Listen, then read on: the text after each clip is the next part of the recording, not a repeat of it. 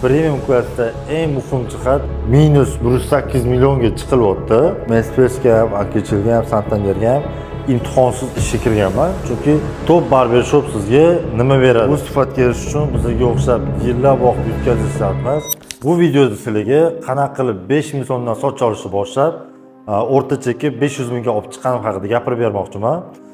Albatta bu natijaga erishish uchun ko'p yillar, pul va energiya sarflandi va bu natijaga erishish omillarini 5 qismga bo'lib chiqdim. Shu 5 ta omilni piramida misolida sizlarga yetkazib berishga harakat qilaman. Bu piramidani eng tegini, men endi ish boshlagan ekonom klass joy deb olsak, eng tepasi hozir ishlayotgan premium klassdagi joyim.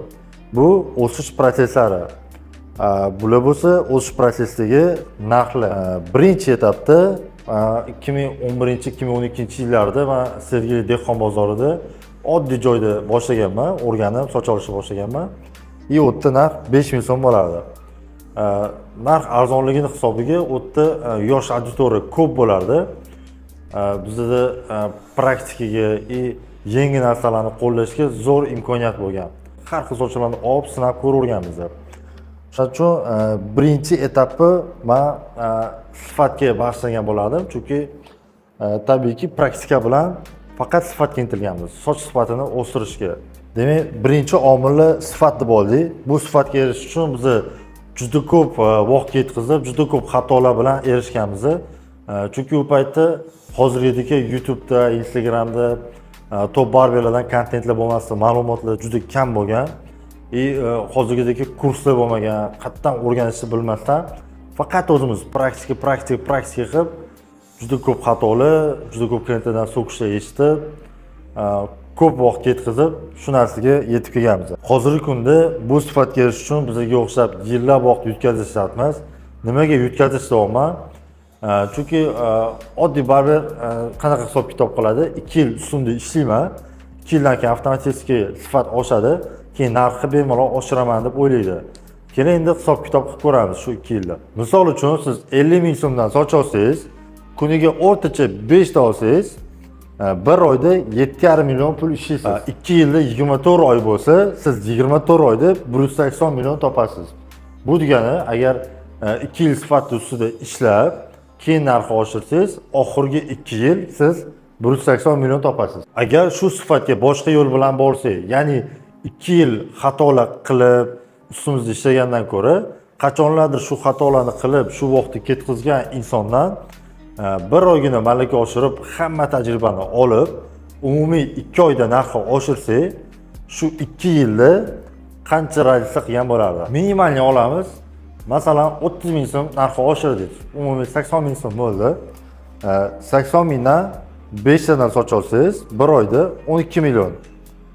2 yilda, ya'ni 24 oyda 288 million ko'rib turganingizdek, bu yerda ham 2 yil vaqt, asab, energiya sarflab minus 108 millionga chiqilyapti. Bu yerda o'sha energiya, asab, vaqtni saqlab qo'ygan holda yana 108 million foyda bilan chiqilyapti. Xulosa o'zingizlardan aytmoqchi bo'lganim, bu sifatga har xil yo'l bilan borsa bo'ladi. Birinchi etapda, ya'ni ekonom klassda taxminan 3-4 yil vaqt o'tdi. Bu prosesda qaysi ma'noda sifatga erishdik, ancha sochlar zo'r chiqyapti.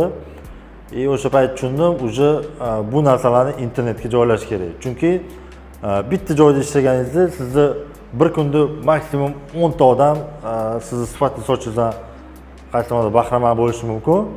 Siz internet orqali minglab odamlarga bu narsani ko'rsatishingiz mumkin. Чтобы sizni qo'lingizdan sifatli soch olish keladi. Rasmga olib Odnoklassnikka joylashni boshladik. Instagram ochildi, Instagramga rasm, videolarni stabilni joylashtirib, bizga bo'lgan talab o'z-o'zidan kuchayib ketdi.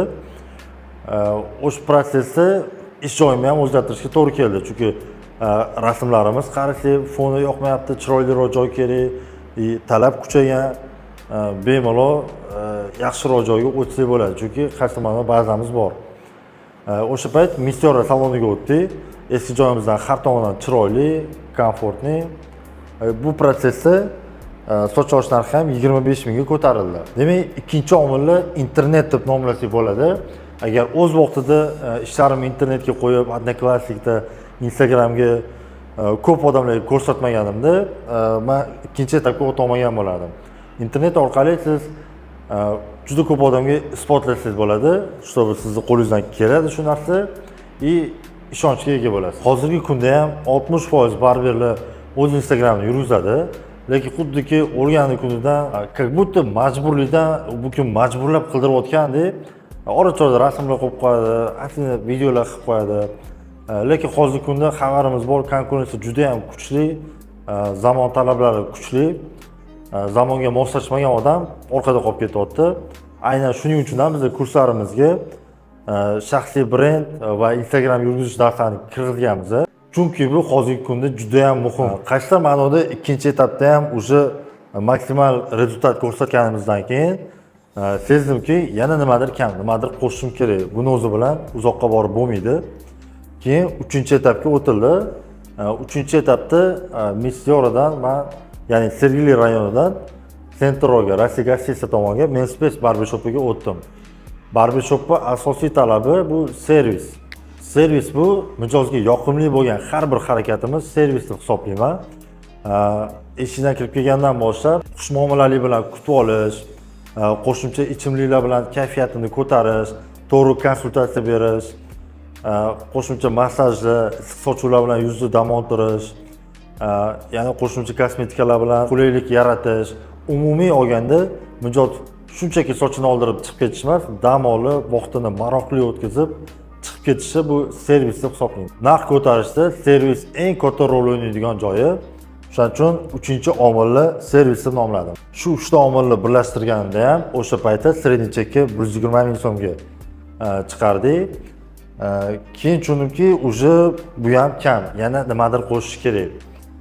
Ya'ni menga yetmayapti brend va top lokatsiya. Ya'ni top barbershop. O'sha payt Menspace'dan Ankelchilga o'tdim. Ankelchil o'sha paytda bozorda eng top barbershoplardan hisoblangan. Top barbershop sizga nima beradi? Brend taniqliligini hisobiga sizga bo'lgan ishonch yana ham oshadi. Ya top barbershopda tabiiyki servis yana ham kuchli bo'ladi. Administratorlar tayyorgarligi, ichimliklar sifati har tomondan servis yana ham yoqimli bo'ladi. Va top barbershop marketingi kuchliligini hisobiga shu marketing hisobiga siz ham tanilish ehtimolingiz kattaroq bo'ladi. Top barbershopda siz ijod qilishingizga maksimal darajada imkon yaratib beriladi. Ya'ni siz ham mijozga javob berib, ham vaqtni sortirovka qilib, kosmetikaga bunga chalg'imasdan shunchaki ishingizni zo'r bajarsangiz bo'ldi. Faqat ijod bilan shug'ullanasiz, siz o'rningizga top barbershoplar hamma narsani hal qiladi. Eng muhimi top barbershoplar eng top lokatsiyalarda bo'ladi. Bu juda katta plyus. Demak, 4-etapda top barbershopda ishlab maksimal rezultat ko'rsatgandan keyin, hamma statistikalar yaxshi ko'rsatkichlar ko'rsatgandan keyin keyingi etap ya'ni Vipcomtga premium klassga o'tganman. Ankelchil o'zida.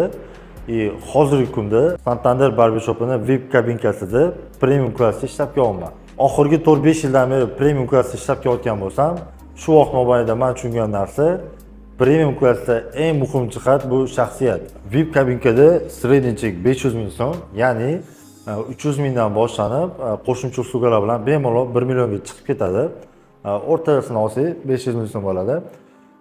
Bu narxni to'lashga tayyor insonlar, ya'ni to'lab kelayotgan insonlar tabiiyki katta biznesmenlar, uspешный odamlar, ya'ni qisqa qilib aytganda shaxsiyati kuchli insonlar. Shaxsiyati kuchli insonlar har bir daqiqasini unumli o'tkazgisi keladi, o'ziga o'xshagan shaxsiyati kuchli inson bilan. Bunaqa insonlar bilan ishlaganda barberlarning qiladigan asosiy xatosi bu ahmoqona savollar yoki unga qiziq bo'lmagan o'zini muammolari, uydagi muammolarini aytib beradi bir xillar, mashinasi muammolarini aytib beradi.